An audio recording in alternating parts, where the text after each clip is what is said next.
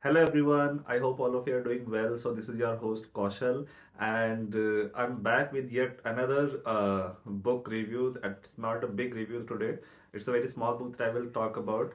And before jumping on to the main book, I would like to say that I've been keeping on this channel, like trying to keep it afloat since the past 2 months, and I have been receiving some good amount of responses from people that I know or people that I also do not know, like through mails or through like personal messages. So I have been receiving some good responses, and I think that is the push that keeps me making more videos for the channel, or like giving some book suggestions every time and again. So without wasting your time any further, I would like to introduce you to the book that I am going to talk about today. Is William Dalrymple's book called Nine Lives. So this is the book cover, and so basically uh, the title is Nine Lives in Search of the Sacred in Modern India, right? So I'm sure many of you know about William Dalrymple. He's a very famous person. He's a very famous historian as well. So he belongs from Scotland, and since more than 3 to 4 decades he has been living in India and writing about Indian history, or like even writing about his anecdotes or his like experiences through travel across Indian subcontinent. So this book, rather than talking about the history, is an attempt by William Dalrymple to through his travels he has created and he combined these 9 stories across Indian subcontinent, and he's trying to attempt to basically talk about the small scale customs or religions, or like small scale religious practices that people follow across different states of India, or like across the inter subcontinent, even outside India, and how is that relevant in the current context, like in the uh, 2024 of 21st century. Although this book was released in 2009, but I think the idea that resonates behind this book still does make sense. Like there are, so as we all know, there are like there is in Hindu culture there is Ram, there is Krishna, and there is Shiva. So these gods have become like those centralized powers across the Hindu culture. But the Hindu culture and its the religion, basically it's not just about like some 3 to 4 mere gods. It's about many of them, as we all famously know that there are some 36 crore total number of gods spread across Hinduism. So, and there are so many of these small scale gods that people like worship in, that people believe in, and that basically people put their spiritualism in, right? So this book, while trying to focus on these small scale religious practices, is also trying is also an attempt for to basically understand why people move on from the real materialistic life of this world, and why do like what are those pushing factors that really make them to like accept spiritualism and move away from the like daily hustle, like trying to make money or trying to live a normal life, trying to have a married life, like having babies, or like having big bank balances, or like traveling across the world for the purpose of traveling, right? Not for the purpose of experiences. So why people move on to the religious spiritualism, which is quite common in the Hindu context, the Hindu religious context.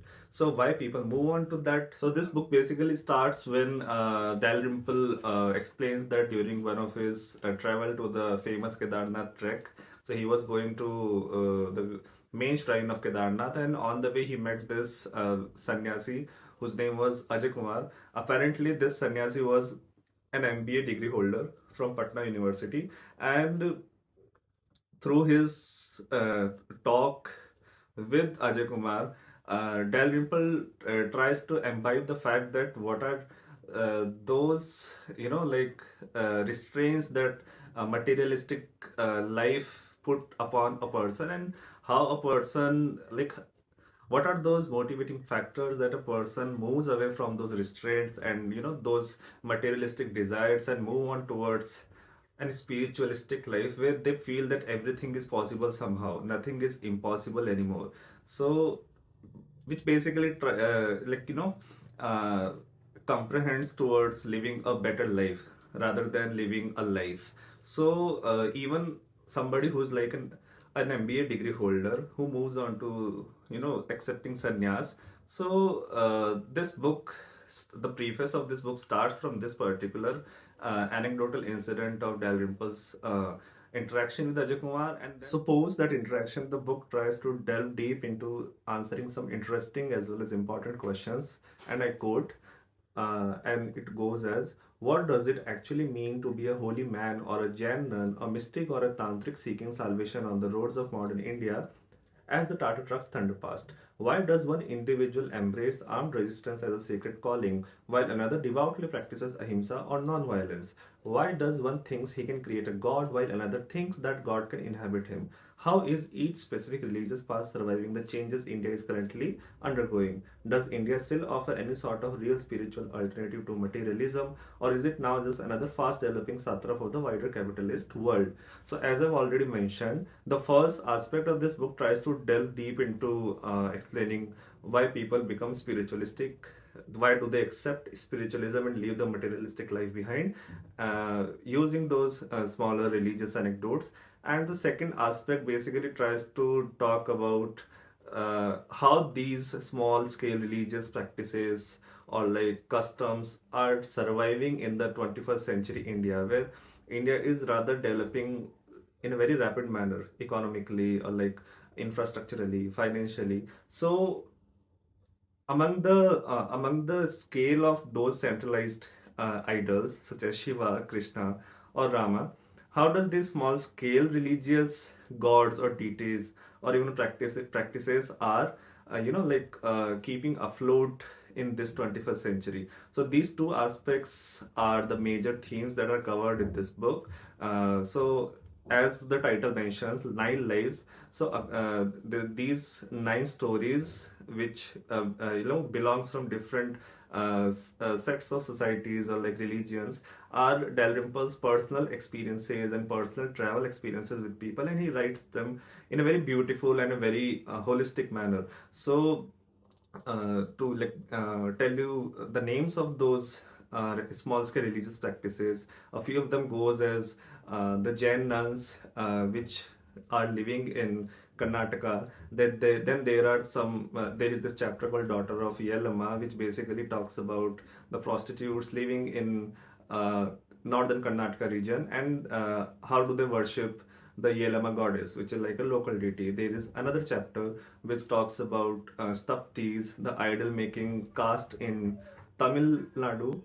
Uh, so basically, they are making those idols of Hindu gods and deities since the Chola Empire used to exist in Tamil Nadu more than uh, 900 years or something, I guess. So, and then there is a very interesting chapter on the Sufis of Sehwan. So Sehwan is basically a small town on the banks of Indus River in Pakistan. So the chapter basically revolves around the Sufis of Sehwan. There is a very big shrine of Lal Shahbaz Kalandar, or the Holy Fool. So that chapter basically revolves around the way of Sufi spiritualism and how the Sufis are acceptable of people from any kind of religion, and you can practice your spiritualism from your inner side. It does not matter that you belong from Hinduism or like Muslims or any other sect or religion. Three chapters that I really liked in this book, I would like to talk about in like very short way. So the first chapter I liked about is the mention of Thayyam dance, which is a local religious dance in the Kannur region of Kerala, performed by the lower caste people of like Polayar caste or Anihotan caste or like Manihotan caste. I don't know if I'm pronouncing them right or not, but these are all the lower castes from the Kannur region.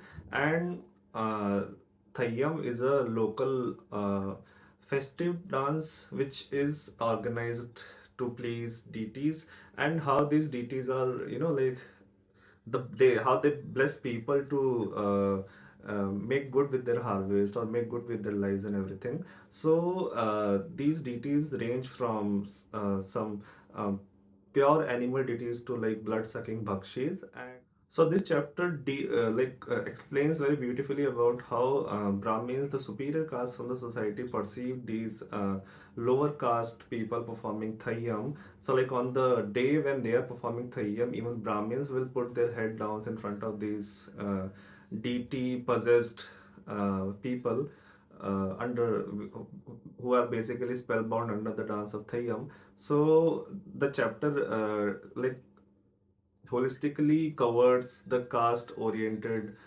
divide in between lowers and upper classes in a region, and how these small scale religious practices mend those two together every passing year, right? The second chapter that I liked was about the mention of fart singing, which is like a local traditional folklore singing in Rajasthan. So these fart singings are done again by a particular Nayak caste, and these fart singings refer to the like galantrical stories of the local deities such as Babuji or Gogaji, and all these deities used to be belong from like upper class society of uh, their region in the northern part of the Rajasthan, and uh, they all used to protect the cows. They were cow protectors. They used to protect their cows from raiders or like other outsiders. So Fart singing is basically it's like a very beautiful art form from this region called Bhilwara in Rajasthan, where small scale mentions of like war or marriages. So what and an entire king's life is basically explained through those farts on a piece of cloth in a very artistic way. So these Nayak people, for example, the person who is singing the fart in this in Dalrymple's experience is Mohan Bopa. They sing the stories of those local deities such as Babuji and Gogaji, and they sing that in a very warrior sort of a way, or like in a very galantrical sort of a way. So one particular aspect that I liked in that chapter was revolved around environment, where Mohan Bopa mentions that earlier people used to believe that if you come and cut down trees without any permission or anything, the snakes will. So snakes are uh, associated with the local deity Gogaji, and how these snakes will come and bite you and kill you. So people were scared earlier that if they cut down the trees, they will be killed by a snake bite. But nowadays, that people are becoming more educated, and they they know that such things used to only exist in folklore. They are not real. So like large scale like there has been a large scale of tree cutting in that region. People, or like even big businesses coming from the big cities around like Jaipur or like Delhi, they come there, they cut down the trees without any remorse or without any scare from the local deity that nothing will happen if we cut down this tree, no snake is coming to bite us. So that sort of perspective that revolved around that sacred uh, understanding of those local deities did really protect environment earlier, like or at least prevented deforestation. But nowadays, like India is developing, uh, people are more briefed, they are more educated, and they know what is a fact and what is a belief. So that is affecting small scale religious practices in a I think in a downgraded way, if not an upgraded way, or if not in a very neutral way as well. They are definitely affecting them in a downgraded way, both religiously and even non-religiously, right? Because they are anyway harming the environment. The third chapter that I liked in this book was I think that was the most beautiful chapter read in this book, that basically talked about the exile of Tibetan monks from Tibet from the Chinese army, right? So this guy Tashi Pashang, so Dalrymple mentions his meeting with Tashi Pasang in McLeodganj. It's a town in Himachal Pradesh. So Tashi Pasang basically was a very small child when People's Liberation Army, the army the communist army which was sent by Mao Zedong back in late 1950s to Tibet to put down that Chinese indoctrination. So how they uh, how they basically escaped from that independent Tibet towards across the Himalayan mountain range and ended up in India. So Tashi Pasang basically explained that people, when those indoctrination meetings were happening, when Chinese actually invaded their area, these Tibetan monks were forced to marry. They were even forced to like conduct labor and forced to accept violence and everything, which was totally against the principles of Buddhism. So during the time of so Buddhism basically taught them to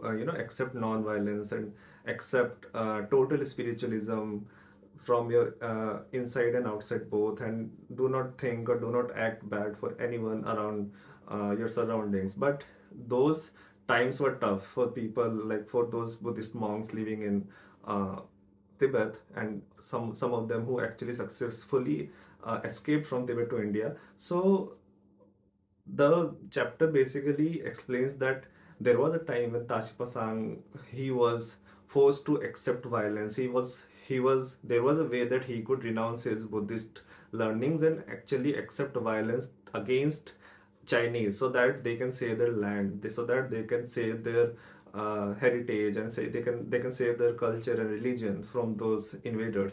And secondly, that chapter also explains, not deeply, but in a very short way, it also explains the thing about karma. So where Tashi Pasang tells Dalrymple that like in 7th century, Tibet was a very strong it was a very strong empire, right? So they did invade those Eastern Chinese, and this is the time of the payback. So just because we invaded them back in the 7th century, now the karma is hitting us back. Now we are being invaded, and since 1950s, and I think till today, the Tibet is still not an independent country, and many of those Tibetan monks are still living in exile in the state of Himachal Pradesh, or like in other areas as well. So Dalai Lama is also living in an exile in Himachal Pradesh, and that is politically in favor of India. That's why India is giving a free refuge through Tibetan people, because China is anyway sort of a neighbor enemy of India. So these three chapters I really did like reading, or like knowing about how these religious practices influence the caste foundations, or like how they influences the lineages, the environment, or like people accepting violence in certain conditions, and people, and that is justified, right? So these 9 chapters, I will tell you, if you really feel like going and reading this book. I, William Dalrymple is an amazing writer. He's an amazing historian as well. I'm looking forward to read more of his work from the books such as The Anarchy or the In Xanadu, which talks about the Anarchy basically talks about how how East India Company basically destroyed uh, the Indian subcontinent, and how they basically divided it and ruled it successfully. So I'm looking forward to read more books from William Dalrymple. And oh shit, there was a pen inside. Okay, so if you are really looking to read something which revolves around travel writing as well as spiritual, or like environmental writing from the Indian subcontinent, I really will recommend you to go ahead and read Nine Lives. And trust me, it's not a big book. It's only 200 pages in length, and the font is also a bit big in size. So you can pretty much cover it in like in a week or so if you are like a proper reader like me. Like, and I won't say I'm a proper reader, but I take time to read a book. So if you really believe in taking time to read a book, I will really recommend you to go ahead and read Nine Lives. So I hope if you have any, I hope you have liked it. And if you have any other questions or anything that you want to talk about further from this book or anything else, even from any other book, just comment down in the comment section, and do not forget to like, share, and subscribe. I think this is quite weird to ask all of it, but do like and share and subscribe to this channel if you are looking forward for more such books and more such videos. And I will bring you another book soon, which I have already read. I have completed that. I am not disclosing that right now. I loved that book, and wait till you get to see that video very soon. So thank you for giving your time.